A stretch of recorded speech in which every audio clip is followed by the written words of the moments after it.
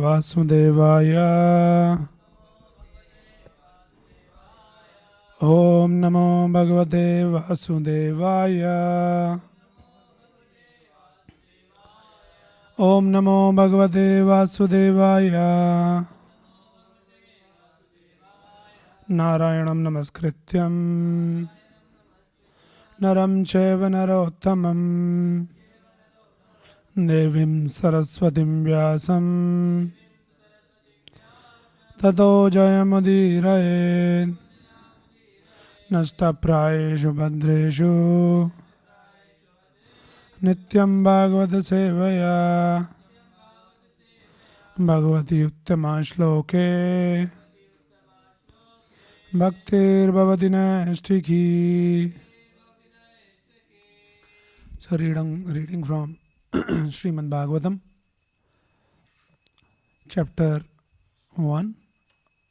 Canto 1, Chapter 8, the teachings of Queen Kunti, and text number 25. So this is a very interesting verse. So I'll try to discuss some important points here. Please repeat after me. Vipada Santuta Shashvat Tatra Tatra Jagadguru Bhavado Darshanam Yasya Apanar Bhavadarshanam Vipada Santuta Shashvat Tatra Tatra Jagadguru Bhavado Darshanam Yasya Apunar Bhavadarshanam Vividatan Susashatvat Tatra Tatra Jagadguru Bhavado Darshanam Yasyat Apunar Bhavadarshanam Vivida Santata Shashvat Tatra Tatra Jagadguru Bhavado Darshanam Yasyat Apunar Bhavadarshanam Vivida Santata Shashvat Tatra Tatra Jagadguru Bhavato Darshanam Yasyat Apunar Bhavadarshanam. Translation and purport by His Divine Grace A.C. Bhaktivedanta Swami Srila Prabhupada. Translation. I wish that all those calamities would happen again and again, so that we could see you again and again. For seeing you means that we will no longer see repeated births and deaths. Translation with repetition. I wish that all those calamities would happen again and again, so that we could see you again and again. For seeing you means that we will no longer see repeated births and deaths. Purport. Generally, the distressed, the needy, the intelligent, and the inquisitive who have performed some pious activities worship or begin to worship the Lord. Others who are thriving on misdeeds only, regardless of status, cannot approach the Supreme due to being misled by the illusory energy.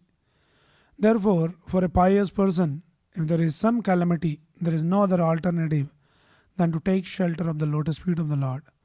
Constantly remembering the lotus feet of the Lord means preparing for liberation from birth and death.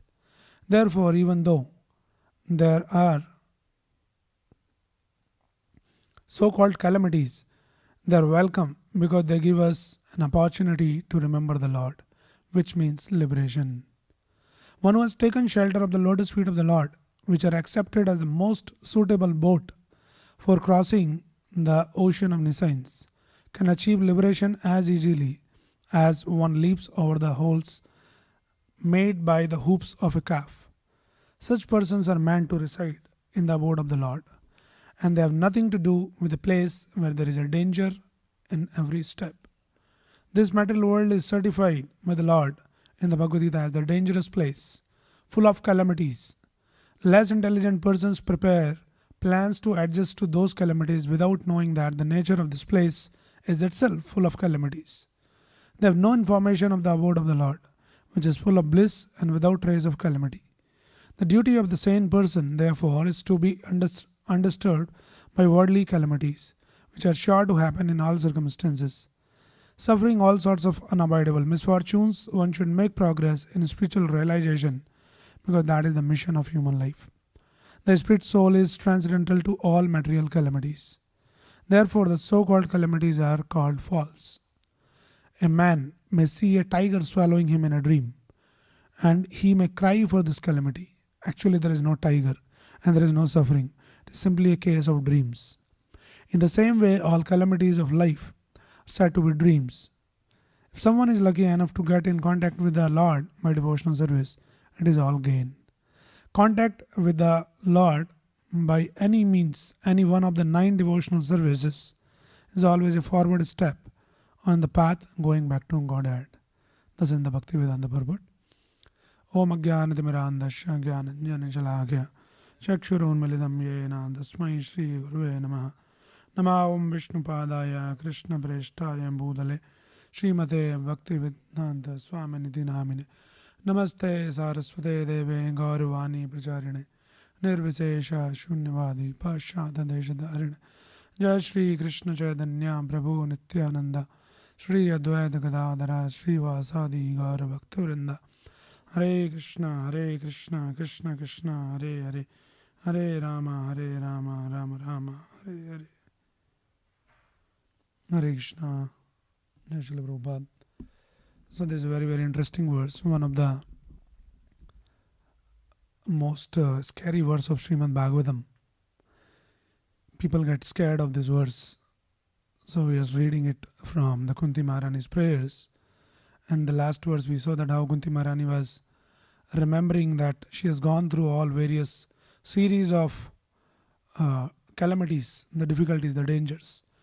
Yatha Rishikesha Khalena Devaki Kansena Ruddhati Chiram Sucharbeda Vimochita Ham Cha Sahatmaja Bibo Toye Banatenam Hur Vipadganat. So there are a series of dangers that she has gone, and then we discussed that how Kunti Maharani was remembering that every time she was put into danger, Krishna was always there to protect not only Kunti but Kunti along with the 5 Pandava sons. And she was comparing that how Lord Krishna did not save the 6 sons of Devaki. They were killed. But Krishna was so kind that she saved the 5 sons of Kunti. So she was remembering that, and she was feeling more fortunate that personally Lord comes and protects on the 5 sons. And Prabhupada explains in that purport that why Krishna personally took care of the Kunti and the 5 Pandavas, because the explanation Prabhupada gives there is the Kunti did not have the husband. She was completely dependent on the Lord. There is no other shelter except the shelter of the Lord. So that is what is the qualification of a devotee. When a devotee does not have any shelter other than the shelter of the Lord, then immediately it grabs the attention of the Lord. Right. Like example is, a mother has the 2 sons. One is 2-year-old son, which is like completely dependent on the mother. The small child, 2-year-old child, doesn't know anything than mother. And then there is a 20-year-old grown-up son. He thinks that I know, I can take care. So something happens to the small child, 2 years old. Immediately mother leaves everything aside and goes and attend the child. But wherein the 20-year-old child, grown up, something happens, then not necessarily that mother become too anxious. Right? And the child also, 20-year-old child, doesn't expect that mother should come for each and everything. But the small child always completely remain dependent on the mother. So similarly, the devotees of the Lord, Krishna, they're completely surrendered to the Lord, completely dependent on the Lord. So devotees are like the small child, 2-year-old child. For everything, the child calls out mother, for every small thing, fully dependent on the Lord. And these Gyanis, they're like the grown-up child. They just keep studying the scripture, they're figuring out the things and all of that, but there's no surrenderance to the Lord. So Kunti Maharani was remembering, and Prabhupada was giving the explanation that why Krishna paid special attention to the Kunti Maharani. Because she was a surrendered soul, and that is the qualification. So Kunti Maharani, like a great devotees, they're completely dependent. And many examples we see in the scriptures. The Lord is very eager to come and help and save and protect the devotees, provided they should be completely surrendered to the Lord. If there's a little tinge of that I can take care of something, then Krishna, as being a very sophisticated, personality, he respects that free will of the jiva. Okay, you want to take care, then try. So last time we were discussing that how Draupadi, when she was disrobed, attempted to disrobe, then initially she tried to seek the help. She was putting her own endeavor for her protection, going to Bhishma, Drona, and then all great members in the assembly, and then 5 Pandavas, and all of that. And finally, nobody could come and help. Then she tried to hold herself. She was still trying. Till that time, Krishna did not come. But as soon as she realized that I'm in a helpless situation, I had to surrender to the Lord. She raised her hand in that utter surrenderance. Immediately, Krishna came and then protected. So that is the qualification.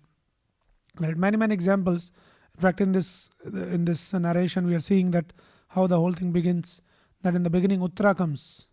She was in like helpless situation that Ashwatthama released the Brahmastra, and she felt helpless. And then immediately she came, and then she pleaded to Krishna, and Krishna protected the womb, the child in the womb of Uttara, the Parikshit Maharaj. We know other examples. Can we think of some other examples? What are the examples in the Bhagavatam? Gajendra, when he was in trouble, immediately started calling out the Lord, and Lord came personally and protected Gajendra.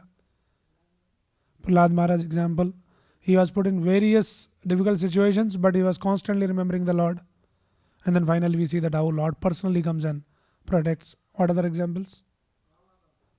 Yeah, Prahlad he said. Dhruv Maharaj, yes, he felt so distressed because of that insult. And then by the mercy of his spiritual master Narad Muni, immediately he took the shelter of the Supreme Lord. Another example? This one example, one of the example is this Brajvasis. When Indra attacked the Brajvasis, right? All torrential rain came. And in the helpless situation, they started calling out Krishna, Krishna, Krishna. They doesn't know anything than Krishna. So then Krishna comes and then protected by lifting the Govardhan. So Krishna protects the devotees, provided devotees should completely surrender to the Lord. Right. So like that. So that is the example. Now, in continuation of that, Kunti Maharani in today's verse, she is saying, Vipada Santu Ta Shashvat Tatra Tatra Jagadguru. That I pray that may those calamities happen again and again. Because that means Bhavato Darshanam Yashat, Apunar Bhava Darshanam. Because calamities bring the remembrance and dependence on the Lord.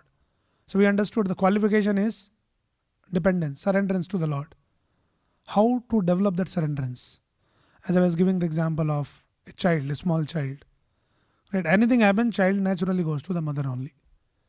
So just in that devotee who is a surrendered devotee, some problem comes, some calamity comes. What will do? He or she? They'll immediately remember the Lord. Call out the Lord. So Kunti Maharani has understood this fact. She is saying, may those calamities happen again and again, because in that situation we remember you. We see you. Bhavato darshanam yashyat. When there is a problem, immediately we turn towards you. Oh Krishna, please help. And seeing Krishna means apunar bhava darshanam. Bhava darshan. So either you see, you have the darshan of Krishna, or you have the darshan of bhav. Bhav means this world, this material world, this material existence. So seeing, having Krishna's darshan means no darshan for this material existence. Apunar bhava darshanam. So it won't happen again. So Kunti Maharani has understood that. Right. So it is just like another example I can think of. Sometime, the mother slaps the child just to correct. So when she slaps the child start to cry. But when he is a small child, though he cries, but where he take the shelter? He goes to the mother only. He will cry and he will catch hold of mother. He'll go in the lap of the mother and he'll continue to cry. But he holds mother tightly. Sometimes he cry more and hold tightly. So similarly, a devotee is like that. When the Krishna, like a mother, he slaps in the sense some problems comes, calamities happens. Then we may cry, oh why this problem, that problem, something is happening. But then devotee what he does? Child cries and catch hold of the mother only. He goes in the lap of the mother. He actually asks, take me in the lap. I'm crying. So like that. Right? So that happens. So Kunti Maharani is praying in that mood, that when those things happens, calamities happens again, then naturally a devotee turns towards Krishna. So he says, let those calamities happen again and again. That reminds us of yours. The problems reminds of Krishna. But now there is a very interesting thing. Many times people get scared of this verse, that how we can pray to Krishna that give us the problem. Like Kunti Maharani is saying, I pray that let those calamities happen again and again. So there is one level. One level is when there is a problem, devotee goes and take the shelter of Krishna. That is okay. But now devotee is going and saying, give me the problems. That is next level. Nobody goes and pray that give me the problems. That is too much. Many times devotees are scared that if by chance we, mechanically say this prayer, and what if Krishna sanction this prayer? Kyoke tathastu. That will be too difficult. So we should understand that sometimes, the mother slaps the child when he is doing something mischievous things. So to correct. But in some cases the child is, some childs are like very, very restless child. If the mother slaps them, then he can run away in that mood of, disappointment, or he is angry, he is upset with the mother, and he might run away. So instead of catching hold of mother, there are some child, they can run away. So what we derive from this is, unless mother has the confidence that if I slap the child, he'll come to me only, then only mother will slap. Otherwise, if mother knows that, the child can run away, if I slaps and he'll get angry and say, I'm going away from home. Sometimes some kids do that, right? Not a small child, but little grown up kids, they do. They run away. They're upset with the parents. So in that case, the parents are also very sensitive. They don't slap. They try to correct in different ways. They might scold a little bit, but they'll not slap him. So that's the understanding here. So Kunti Maharani is saying basically that give me those calamities, because those calamities means it's an opportunity to remember Krishna. Right? Because difficulties are the stepping stones for spiritual progress. Like we have another example of the Narad Muni. We all know the story that Narad Muni in his previous life, he was the son of a maid servant. And we know the story that how he was completely dependent on the mother. And at one point in time, that mother also died by the snake bite. And there was a small hut where they're living. Now no more mother, and that hut was put on fire. Now there is no hut also, no mother also, and a small child. What he will do? So Narad Muni just, took that opportunity to go away. And Narad Muni later, in his maturity, realized that was the arrangement of Krishna to cut the knot of that attachment. Because there's only one attachment for Narad Muni in his life. That was his mother. So by the will of the providence, that attachment is also taken away. Now he's completely free, and then he started moving towards the north, towards the Himalayas. So devotee always thinks that okay, maybe Krishna is trying to detach me from something. Maybe I'm attached to something or someone.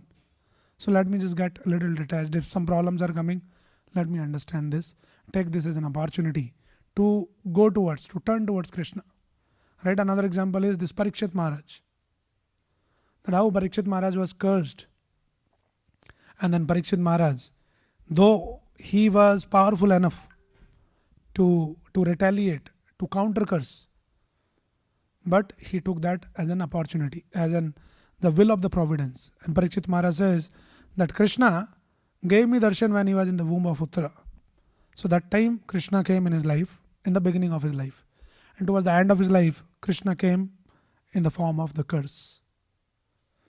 So he understood, because he is a devotee in that consciousness. So he took that as an opportunity, that okay, if that curse is coming, let me take that as an opportunity. So he did not complain. He did not, there is no description that he complained to Krishna, that you protected me in the beginning when I was in the womb. Why are you not protecting me now? And that too also, there's no mistake of mine. There's a little mistake, but this punishment is disproportionate. Just a little mistake and then somebody cursed to die. So that is too much. But he did not counter or he did not complain. So that is how the devotee always takes, all these difficulties and calamities as a means to turn towards Krishna. And Kunti Maharani, with that understanding, she is praying. So sometimes we think, no, life should be without problem.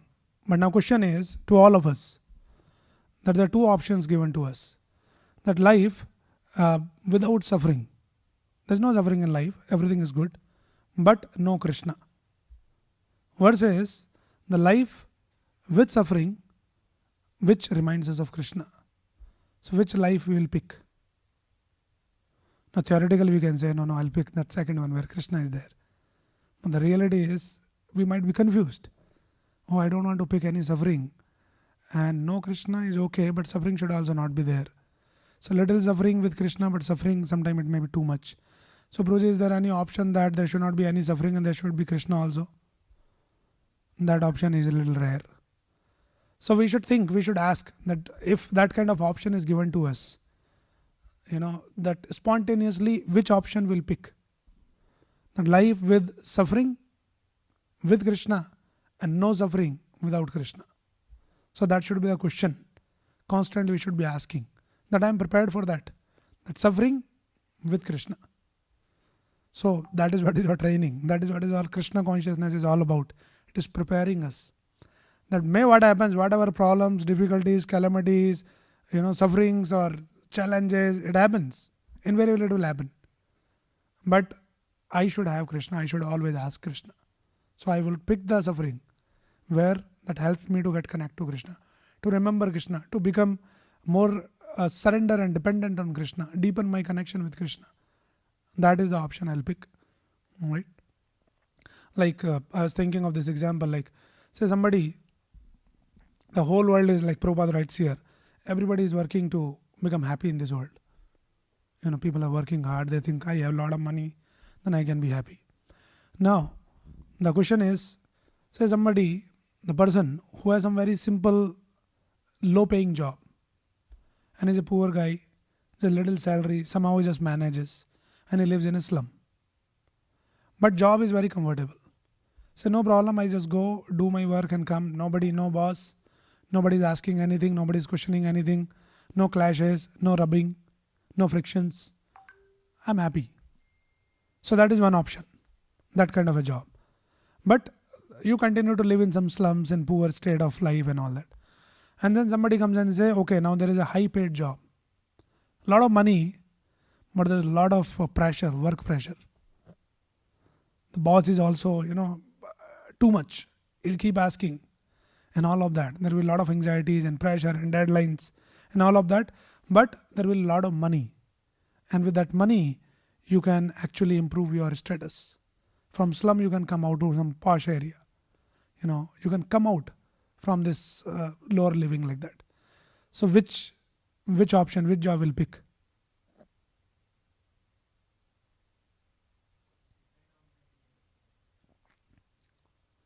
So naturally, the condition is that we want to be happy.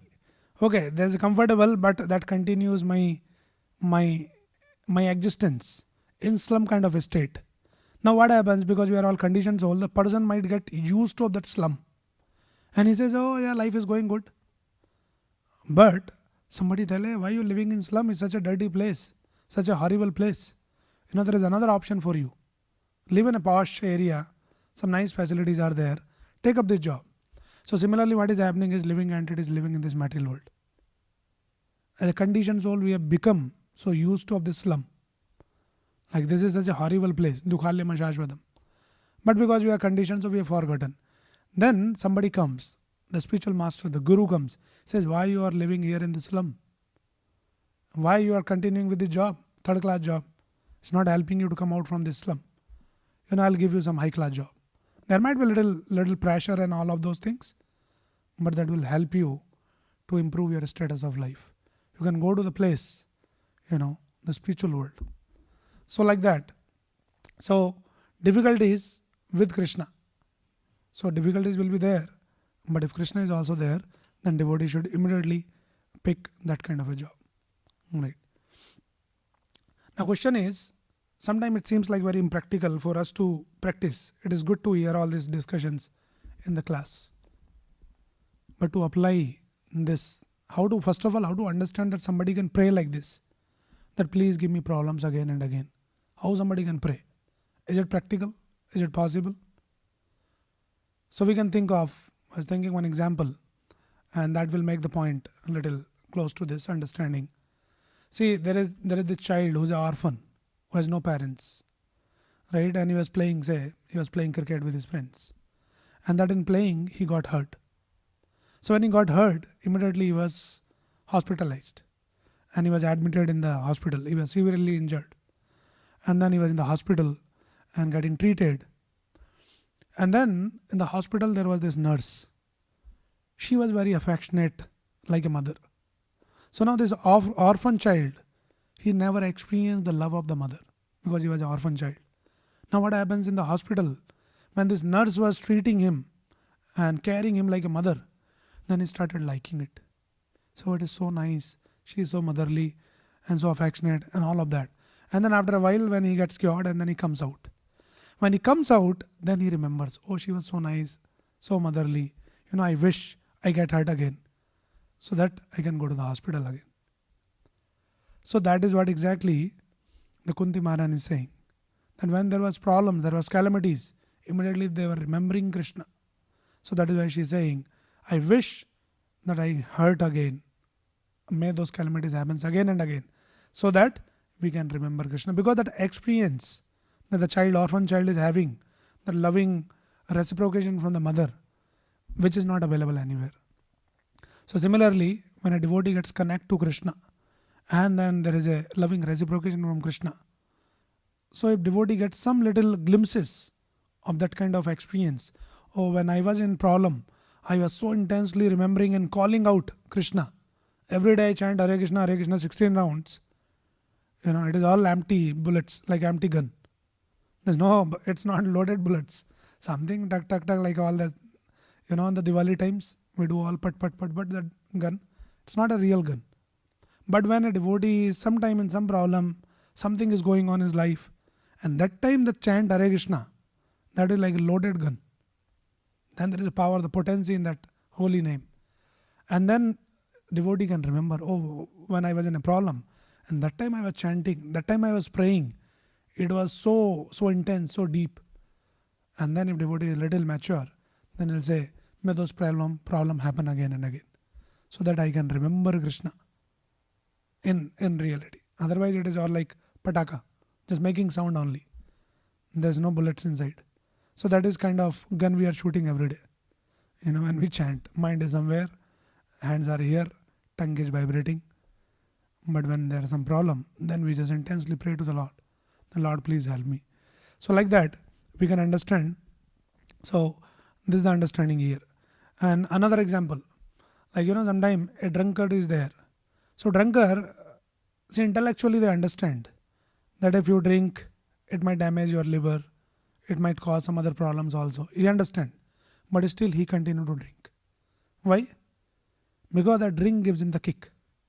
So they get used to of that kick so much, despite knowing that yes, there is a problem, there might be some disease come, but still they cannot give up the drinking. So similarly, when the devotees have some experience, some taste of Krishna consciousness, then there might be some problems. He says, okay, let those problems comes, and that will give me kick in the remembrance of Krishna.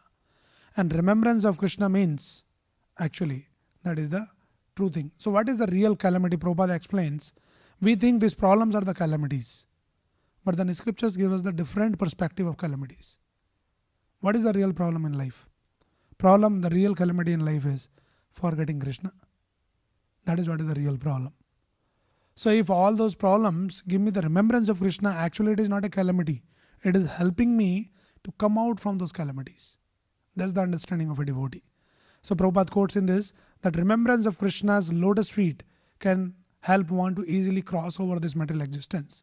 And this is the verse that from the 10th canto, famous verse, Samashrita ye pada pallava plavam mahat padam punya yasho murare bhavam mudir vas param padam padam padam padam yad vipadam natesham. Many times we have heard this padam padam yad vipadam natesham. So this verse explains Samashrita ye pad pallava plavam. Samashrita, one who takes the ashrita, shelter of the boat. Pallava means, plavam means the boat. One who takes the boat. Which boat? Pad pallav, the lotus feet of the Lord. So one who takes the shelter of the boat of the Krishna's lotus feet, then what happens? Mahat padam punya yasho murare, the Supreme Lord, lotus feet. Then bhava mudir vas padam padam. He can easily bhav ambudhi, the samsara sagar. He can very easily cross over that by the help of that boat. And how easy? It is like vas padam, like the hoof print of a calf. Sometime during the rainy seasons, when the calf walk, in a muddy ground, there is a small hole, the little puddle. The small water is there. So the whole Bhavasagar become that small to cross over by the taking the shelter of Krishna. So devotee always find an opportunity. How can I take the shelter of Krishna? Right. Now Prabhupada, another important point, second point. Prabhupada says that people in this material world, they're trying to make the adjustment. Oh, there is a problem, let me just fix this problem, that problem, find this solution. But that is not possible. It's a dreamy state. Right? So Prabhupada explains that as soon as somebody is in ocean, then you should not expect that there should not be any waves. So instead of thinking that how can I fix those waves, can I reduce their size, can I do this, can I do that? No, don't worry about that. Take the right boat and learn how to ride in amidst of all those dangerous waves. So if your time energy goes to try to fix those waves, there should not be any waves in the ocean. Not possible, not practical. Krishna has already labeled this world as dukhalyam ashashvatam. This material world is full of dukkha only. So if we try to fix this problem, that problem, some problem, and unnecessary, we are wasting our human form of life, time, energy. But there will be no end. Rather, we should learn how to drive through all those waves and all those dangers. Like that. Right? Yeah. So Prabhupada says that similarly, as soon as somebody comes in this body, in this human form of body, immediately this body, we might think that, this body is meant for my enjoyment. But you understand from the scriptures, this body is given to us for suffering only.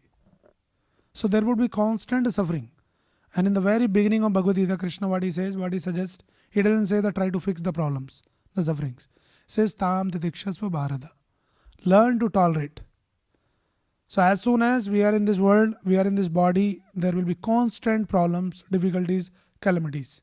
So instead of trying to fix that, one should think that how can I tolerate all of this and cross over. That is the way. So as soon as the living entity forgets Krishna bhuliya jeev bhoga vancha kare. That is the greatest calamity. We forget Krishna, we are thrown into this material world, we are given into this body, we are given this body, then there has to be suffering. So use this as the remembrance of Krishna. How to remember Krishna, like that. So this is the difference between an ordinary person and a trained devotee and a mature devotee. There are different gradations, but Kunti Maharani, of course, the highest elevated devotee, very, very mature spiritually. So that is how a trained person should behave differently. Like for example, a doctor is trained. Doctor behave differently. When doctor sees any patient, right, he's trained. So doctor, by seeing the patient, doesn't cry, doesn't get emotional. Wherein the family members of that patient, they see some severe injury, they may start, they break down, they become emotional, they start crying and all of that. But doctor is trained, he immediately handles it. So similarly, a devotee who is trained devotee, rather, doctor might pray that may such patients come again and again. Right? Why? Because you understand this patient means business, my business. This is the real profit. So similarly, a trained devotee, he understand problems means remembrance of Krishna. So may those calamities happens again and again. So let it come, because that reminds me of Krishna, and that is what is the real business in this human form of life. That somehow or other, yen kena prakarena, mana Krishna niveshayat, we should be able to remember Krishna. So he says, okay, this problems reminds me of Krishna, so may those problems happens again and again, like that, right? So one should be prepared, devotees especially. So what is our process of this Krishna consciousness? This process is basically, it's a training. It's a preparation. We are getting trained. What is the training? From where we are getting this training? We are getting this training from the scriptures like Gita and Bhagavatam. They give us the right perspective. Otherwise, this material perspective is illusory perspective. Right? One time, one person who met Prabhupada, there's one group, they are some into social service. They're talking to Prabhupada and they're saying that Swamiji, we do this and that, and these are all our activities, philanthropic activities. So our goal is to make this world as a comfortable place. So we wanted to invite you. Come and, attend some program and speak something. So then these people left, and then Prabhupada, so somebody asked, a devotee, the Prabhupada, would you go? So Prabhupada says, why would I go and waste my time? These people are in illusion. Prabhupada gives a wonderful example. Prabhupada says, these people are trying to put a scent in the toilet. And they're trying to fix that, okay, it is too bad and smelly. So let us put some scent, and that is the goal of our life. Now, you put some scent or something, toilet still remain the toilet only. So don't do that. Come out from the toilet. Right? That is the solution. So all these kind of activities in this material world, there are all these philanthropic activities are like temporary solutions. The real solution is get trained. Get trained. And be prepared. Get the right perspective from the scriptures. So devotee should get trained gradually, and that is the whole idea. When we read the books, when we hear the Bhagavatam and different discourses daily, chant here, we should contemplate, and then we are put into the situation. Then we contemplate, am I ready? I am prepared. Somebody came and slaps me, and then I am so disturbed. Slaps in the sense not like physical slap, but verbal slap sometimes. Somebody says something, hey, why this? And you get upset. Then devotee should come along, maybe I am not ready. I am not there. I am supposed to be like, undisturbed. So there's a long way to go. So like that. Right? So that is called preparation. A devotee should get prepared. Like say for example, if I'm not prepared and one of my friend comes and from the back he slaps me like this. So if I'm not prepared, it hurts badly. And sometimes they do just like that. So physically it hurts. And somebody in anger slaps. So it's not physical hurt. It is also emotional hurt. Hey, he is such a good friend and he slapped me like this. What is this? So upset. But if you're prepared that somebody is coming from the back, he might hit me. And then you remain little alert and backed away some ways to handle it. So like that, devotee understand, this non-devotee, the karmi's perspective is this world, money, family, atmasanya asaswapi deha patra kalatra adishu. All these things, my family, my wife, my kids, my money, my connections, all those things will give me happiness. This is illusory perspective. And then when you get that, you become more and more, disturbed, more and more anxious. So then right perspective. Just be prepared. Nothing of those things are going to give me happiness. What will give me happiness is Krishna's remembrance, shelter at Krishna's lotus feet. Like that. So now how to apply this verse? Prabhupada quotes in the very beginning of this one of the lecture on this verse. Prabhupada says the Brahmaji, he quotes the verse from the Brahmaji. What is that verse? Famous verse? Anybody remembers? How a devotee sees when there is a problem. So, yes, Brahmaji says, Tatte nugamba susamikshimana Munjana evatmakritam vipakam hridvag vipurve namaste Jevetam yo mukti pade sadaya bhak. So this is a famous verse by Brahmaji. Brahmaji explains that how a devotee, he says, anything happens. He says, Tattenu akampa. It is your anukampa. It is your mercy on me. Susamikshamana. Bhunjana evatma kritam vipakam. Whatever I am facing, all these problems, difficulties, challenges, it is because of kritam vipakam. I have done some bad things in the past. It is all due to my past misdeeds. So I am not complaining. You understand? Whatever, Lord, you are putting me, it's a token reaction. It is your mercy only. Right? And then in that case, what he does, the devotee, Hirdvag Vapurvi Vidadan Namaste. From his heart, from his words, Vapu means the body. He completely surrender to the Lord. Vidadan Namaste. Jive the Mukti Upadesa Dayabhak. So that is how a devotee takes this. Anything happens, he understands that instead of blaming this person, that person, so many things I should understand that, I'm destined for all of those things. But since I am Krishna conscious, I should know that this is a token reaction. One time one devotee, he was helping in the kitchen. He's cutting the vegetables, chopping the vegetables. So while doing that, he got his finger cut and he got hurt. And he was a very new devotee. So then he goes to Prabhupada. He says, Prabhupada, I was just trying to serve Krishna and Radharani in the kitchen and I got hurt. Krishna did not protect me. Why Krishna did not protect me? So Prabhupada says, actually, you are supposed to get your throat cut, but you got your finger cut. So Krishna has saved you from the greatest danger and he has given you some token reaction. So that is the understanding from the scriptures. When somebody is in the shelter of Krishna, doesn't mean that we will not have any problem in our life. That, now we are chanting Hare Krishna, so there should not be problem. Problems will be there, but devotee's understanding is this is just a token reaction. So that is anukampa, that is the mercy of the Lord. So like that says, so the devotee should accept happily and then unnecessarily he should not waste his time. Rather, learn to tolerate. And Prabhupada is saying here, a man may see a tiger swallowing him in a dream and he may cry for his calamity. Actually, there is no tiger and there is no suffering. Simply a case of dreams. In the same way, all calamities of life said to be dreams. This material world, this material life itself is like a dream. That is understanding. So in the dream, the tiger comes and you start, shouting, hey, save me, save me, save me, tiger, tiger, kill him, kill him, kill him. Then all the family members come together. They say, where is tiger? Let us kill, let us kill. They keep running around, but there is no tiger, nothing to kill. They are wasting their time, energy. So in the same way, devotee understand this is all dreamy world.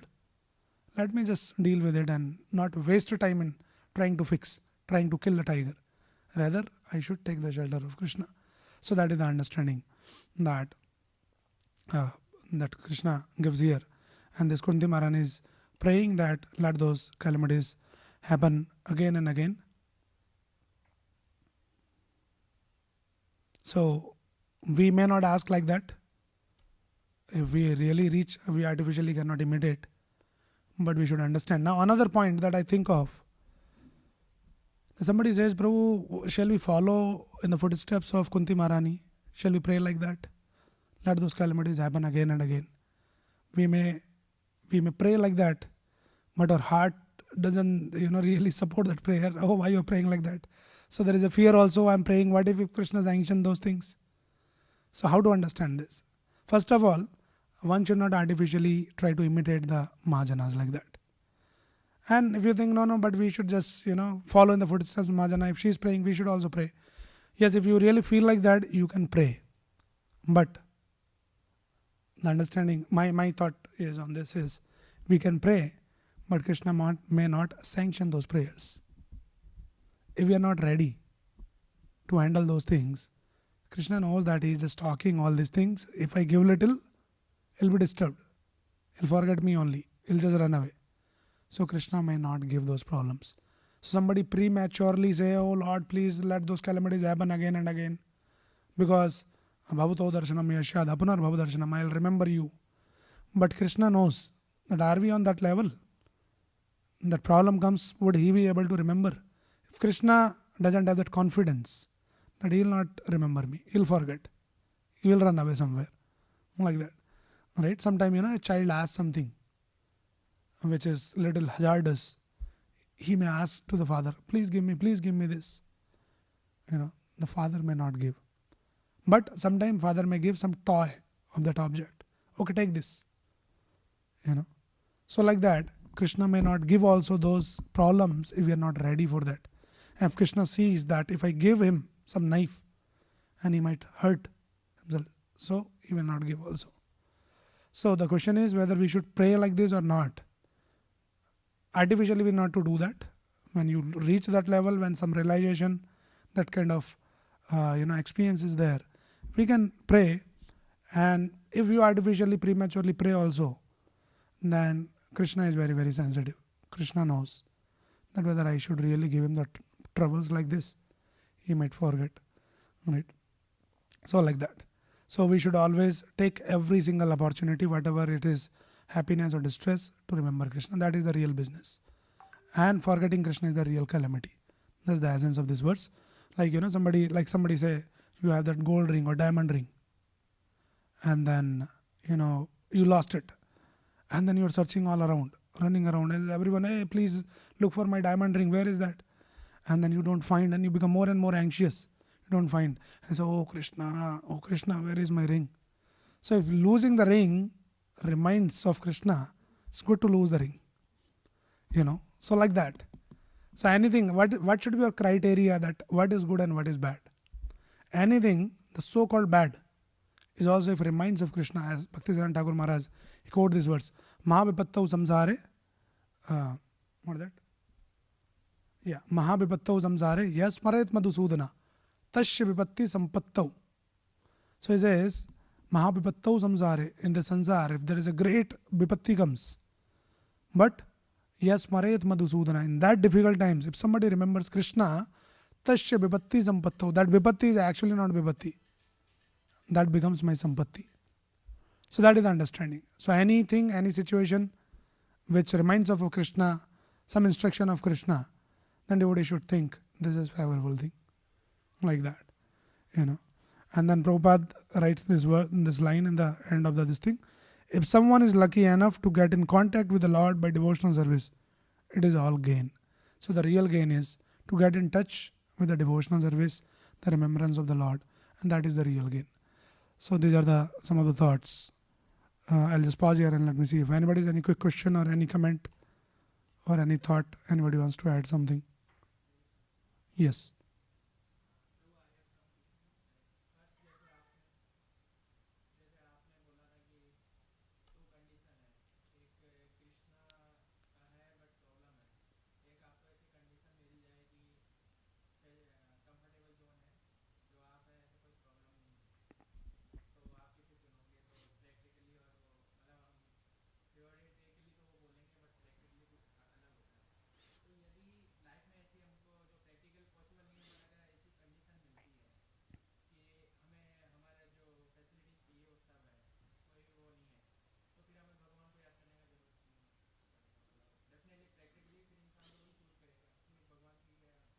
Yeah, so that is what I said. This is the training.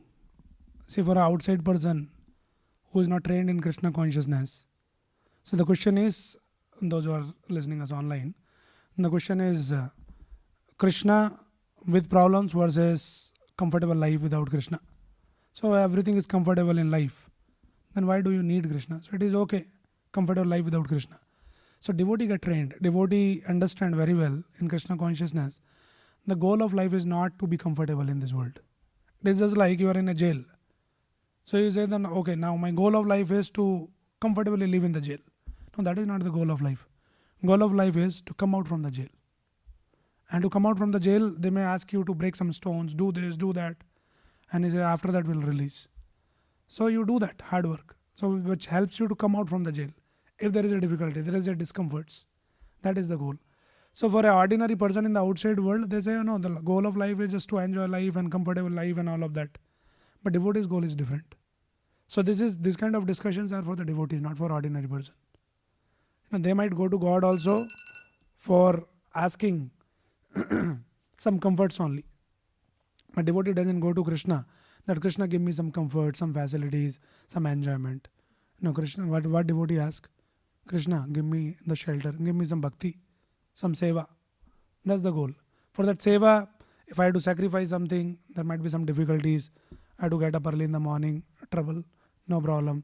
I had to work hard, some festival is coming, tirelessly, not sleeping. So, but that is giving the opportunity to seva. So, devotee takes that as an favor of Krishna. Then, comfortably situated. So, that is the understanding of a devotee. For an ordinary person, understanding might be, oh no, we don't want God. Why do we not God? Why do we need God? We are happy. There's no need. Who goes to God? Those who need something. So that is karmi understanding. Devotee's understanding is we want Krishna. Like that. And anything, if it is a difficulty, it helps me. It intensifies my remembrance of Krishna. Then I'll choose this.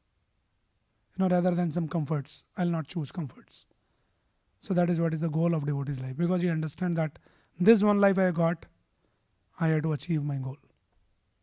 As Prabhupada says, Brahmand Brahmida Khan Bhagyavan Jeev, Guru Krishna Prasadevai, Bhakti Lada Bij. Now we have got this seed. Right? Now this watering this seed every day, it might be a little tedious job. Going every day to the field, it might be hot sun, you're watering this, but that's the goal. You got the seed, you have to nourish and get the fruit. The Krishna Bhakti, Krishna Prem. That's the goal. Okay.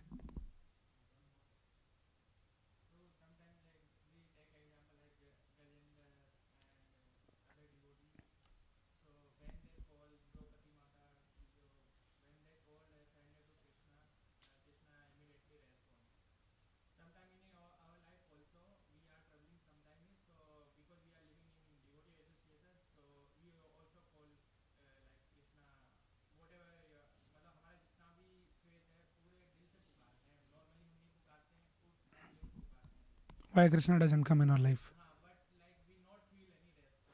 Yeah. Yeah, so the question is that when Gajendra is calling, Draupadi is calling, Krishna immediately comes in person and protects. Sometime when devotee also goes through some problems, some real intense problems, and we call out, Lord, please come and help. But we don't see any helping hand and any response or anything like that. Right? So there are different ways of understanding is. One thing is that we might think that, oh, I'm calling from the heart. But that is our thinking. We don't know whether we are really calling from the heart, in complete surrenderance, or it is still I'm holding back something. So I'm calling here also, I'm trying this also, and Krishna is also was just an option, another option. So maybe this option doesn't work in case I should have some backup plan. So with that kind of understanding we do. It's not complete surrenderance. It doesn't come just like that. We might think, oh, I am completely in complete surrenderance, I'm calling out. That may not be the reality. That is one. Say, for example, hypothetically, that no, it was complete surrenderance, 100% dependence on Krishna, and I called out, but there was no response from Krishna. Now, question is, Krishna's response won't come in a way always that you look for. Oh, Krishna should help me in this particular way only. That, oh, I'm going through some financial crisis in life. Krishna, come and help me get me some job. I lost my job. Then Krishna's help may not necessarily come in the form of getting you a job. How Krishna helps, it is very difficult to understand. That is why we need the Sadhu Sangha, Guru, Sadhu, Shastra. And from there we understand, what is real help. Like we see the Pandava's life, practically. We are reading and discussing all this. Now where is the help? There one after another problem. Why Krishna is not helping them? Why is not protecting them? Why Krishna is allowing them to go through those, challenges? Krishna could have protected them. But that is not what is Krishna's protection. Krishna's protection is through all those challenges, he is making them to remember and become dependent and, fully surrendered to Krishna. That is Krishna's help. So sometime in a helpless situation, when there's no other way, then you are kind of Yasya ham anugrahanami harishya tad dhanam janai. Sometimes Krishna makes you to, takes away everything, all the problems. And you say, Krishna, help me. No help is coming. No family, no friends, no relatives, your money, nothing is helping.